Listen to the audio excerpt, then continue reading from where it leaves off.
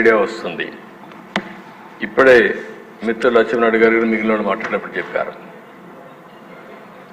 ఎవరైతే out sourcing ఎంప్లాయీస్ని తీసుకున్నారు వాళ్లకు తక్కువ డబ్బులు పే చేసి అందులో కూడా ఎక్కువ బిల్లు వేసుకున్నారని, ట్రాన్స్పోర్టేషన్ అది కూడా ఒక అవెన్యూగా తీసుకున్నారు, అందులో కూడా బిల్స్ ఎక్కువ వేసి డ్రా చేశారని, ఇలాంటి వేరియస్ ఇష్యూస్ ఉన్నాయి. దీని మీద చాలామంది ఇప్పుడు మీరు చెప్పినట్టు నేను చూశాను. నేను అందుకనే డిఫరెంట్ మనం కూడా పోయినప్పుడు మేము కూడా ఫీల్డ్కి పోయినప్పుడు మాకు కూడా చాలా దగ్గరలో ఇవన్నీ వచ్చాయి.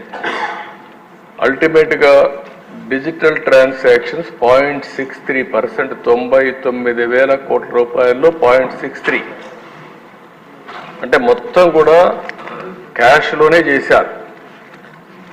ఇప్పుడే మీరు మాట్లాడుతున్నారు, ఇది ఫిట్ కేసు అండి, ఈడీ కూడా ఎన్ఫోర్స్మెంట్ డైరెక్టరేట్ కని కూడా చెప్పే పరిస్థితికి వచ్చారు. ఎందుకంటే ఇంత పెద్ద ఎత్తున ట్రాన్సాక్షన్ జరగకూడదు క్యాష్, అందులో గవర్నమెంట్లో అంత పెద్ద ఎత్తున ట్రాన్సాక్షన్ చేసే పరిస్థితికి వచ్చారు.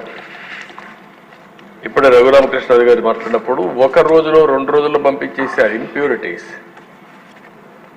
ఈఎన్ఏ చేసిన తర్వాత కొంత డిస్టిలేషన్ అయిన తర్వాత మ్యానుఫ్యాక్చర్ అయిన తర్వాత దానికి టైం కూడా పెట్టకపోతే అది సెటిల్ కాదు, ఇమ్మీడియట్గా పంపించే పరిస్థితికి వచ్చారు. ఆ విధంగా ఇంప్యూరిటీస్ కూడా పంపించే పరిస్థితి, ఎక్కడెక్కడ హెల్త్ హజార్డ్ అని తెలిసినా పంపించే పరిస్థితికి వచ్చారు. ఇవన్నీ కూడా 1-2 కాదు, చాలా విషయాలు.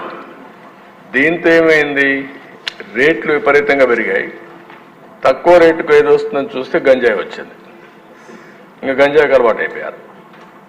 ఇది పెద్ద ఈరోజు గంజాయి కొన్ని దిక్కళ్ళ అది ఒక ఇండ్ల దగ్గర పొలాల దగ్గర పండించేసే పరిస్థితికి వచ్చేసారు. ఏమ్మా ఆకుకూరలాగా బండ్ల మీద అమ్మే పరిస్థితికి వచ్చారు.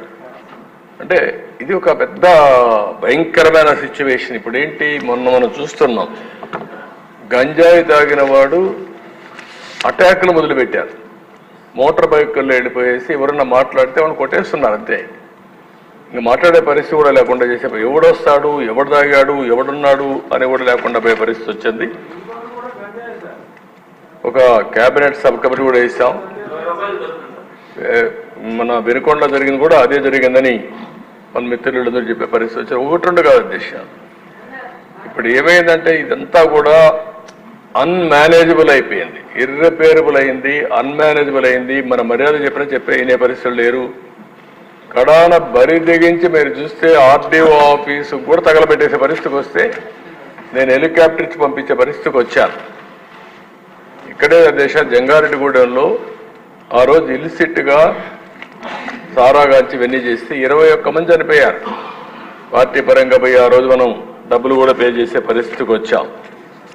ఇలాంటివన్నీ వచ్చినప్పుడు మనం కూడా గుర్తుపెట్టుకోవాల్సింది కొంటే మీరందరూ చెప్పిన దానిపైన ఇప్పుడే శ్రీనివాస్ గారు మాట్లాడుతూ తాడేపల్లిగూడెం చాలా స్పష్టంగా చెప్పాడు. ఈఎన్ఏ కూడా సరిగా చేయకుండా రాళ్ళెక్కడ పంపించేస్తున్నారు, డిస్టిల్ చేసి దానికి మొలాసిస్ పంపించేస్తారని చెప్పాలి. ఒక మాటలో చెప్పాలంటే ఎక్కడికెక్కడ స్పిరిట్ పంపిస్తున్నారు, మొలాసిస్ నుంచి స్పిరిట్ తీసి పంపించేస్తున్నారు. ఇవన్నీ కూడా చాలా భయంకరమైన సిచ్యువేషన్స్ ఉన్నాయి. ఇప్పుడే సోమిరెడ్డి గారు చెప్పారు ఎస్ఎన్జే ఆయన దగ్గరే ఉందని, మీ దగ్గర ఉంది అది.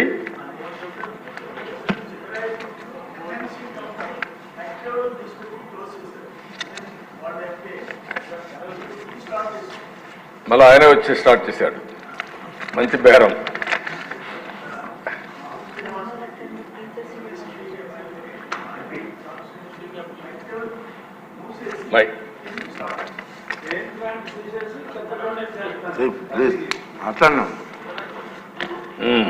ఇవి అధ్యక్ష మేము హౌస్ కామీ ఇస్తున్నాం. ఇప్పుడు డిప్యూటీ సీఎం గారు చెప్పినట్టు, ఇక్కడుండే సభ్యులందరూ చెప్పినట్టు ఇంకా తరో ఎంక్వైరీ చేసి రెఫర్ చేయడమా లేకపోతే రెఫర్ చేయడమా,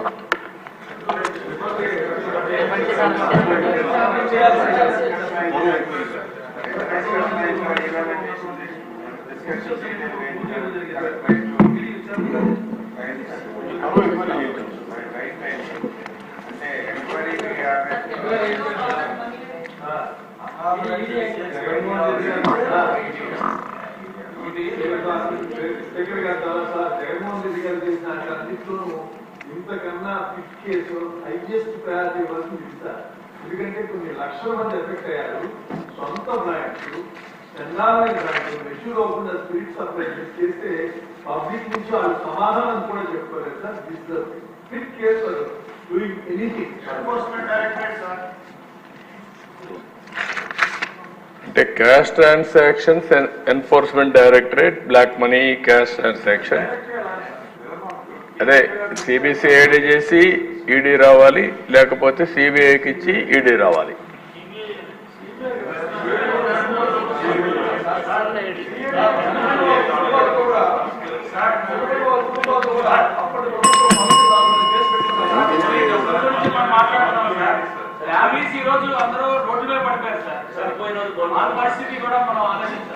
ప్లీజ్ ప్లీజ్ ప్లీజ్ అండి.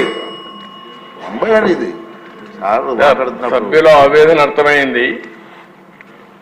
దీన్ని తరువుగా ఎంక్వైరీ చేయడం కోసం సిబిసిఐడికి ఇచ్చి అదే మరి ఈడీకి కూడా రెఫర్ చేయడం ఒక మార్గం, రెండో మార్గం వచ్చి సిబిఐకి ఇచ్చి ఈడీకి రెఫర్ చేయడం రెండో మార్గం. ఓకే,